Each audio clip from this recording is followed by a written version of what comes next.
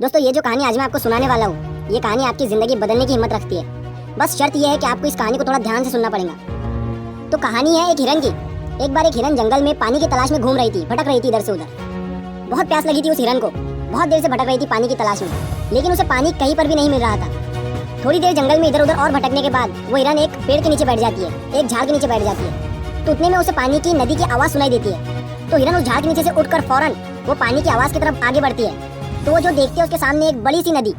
तो जैसे ही वो हिरन उस नदी को देखती है तो बहुत खुश होती है, मानो उसे डबल से कोई जिंदगी मिल गई है नई। वो फौरन दौड़ते हुए उस नदी के पास जाती है और जैसे ही पानी पीने के लिए अपना सर नदी में झुकाती है तो उसकी नज़र अपने राइट पर पड़ती है। वो जैसे ही अपने राइट में देखती है तो उसे शिकारी नजर आता है, हाथ में तीर लिए हुए, निशाना तान कर खड़ा हुआ। फिर जैसे ही उस हिरन की नज़र अपने लेफ्ट में पड़ती है तो उसे एक शेर नजर आता है झाड़ियों के पीछे। अब हिरन पानी वानी सब भूल जाती है, कुछ भी नहीं रहता उसके दिमाग में, प्यास वगैरह। फिर वो हिरन पलटकर अपने पीछे देखती है तो उसे भयंकर आग लगी हुई दिखती है जो कि धीरे धीरे उसकी तरफ बढ़ रही थी। अब हिरन जाए भी तो जाए कहाँ? राइट में देख रही थी तो शिकारी नजर आ रहा था जो कि निशाना तान कर खड़ा हुआ था, और अपने लेफ्ट में देख रही थी तो शेर नजर आ रहा था।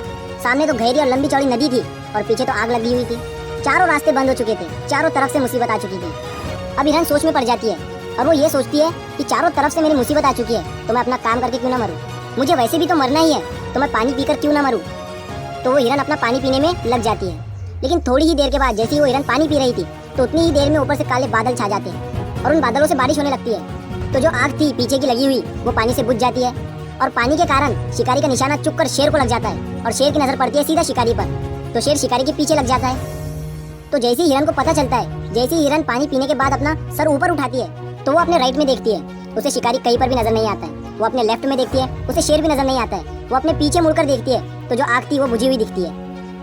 मोरल ऑफ द स्टोरी, मेरे दोस्तों, इस कहानी से हमें ये सीख मिलती है कि इंसान की जिंदगी में भी प्रॉब्लम आती नहीं है, और जब आती है तो चारों तरफ से आती है, जिस कारण हर इंसान डर जाता है, घबरा जाता है अपनी इन प्रॉब्लम से। तो आपको क्या करना है ऐसी सिचुएशन में? आपको नहीं डरना है और नहीं घबराना है, बस शांति से 2 मिनट के लिए सोचना है। हिरन के पास भी बहुत सारे ऑप्शन थे। हिरन भी ये सारी सिचुएशन को देखने के बाद या तो पानी में छलांग लगा सकती थी या फिर इधर उधर भाग सकती थी, लेकिन उसने शांति से सोचा और वो अपने काम पर लगी रही। वो पानी पीने आई थी और वो पानी पीने लगी। इंसान भी अपनी कामयाबी से थोड़ी ही दूरी पर रहता है, लेकिन उसे मुसीबतें दिखनी शुरू हो जाती है, घर की प्रॉब्लम, पैसों की प्रॉब्लम, जिसके कारण वो कुछ नहीं कर पाता है, घबरा जाता है, डर जाता है। लेकिन आपको नहीं घबराना है, नहीं डरना है, बस आपको अपने काम पर बने रहना है। मेरे दोस्तों, उम्मीद करता हूँ आपको ये कहानी पसंद आई होगी। तो ये मत सोचना कि ये दुनिया क्या कहेंगी, कर गए तो एक दिन ये दुनिया तुम्हें देखेंगी।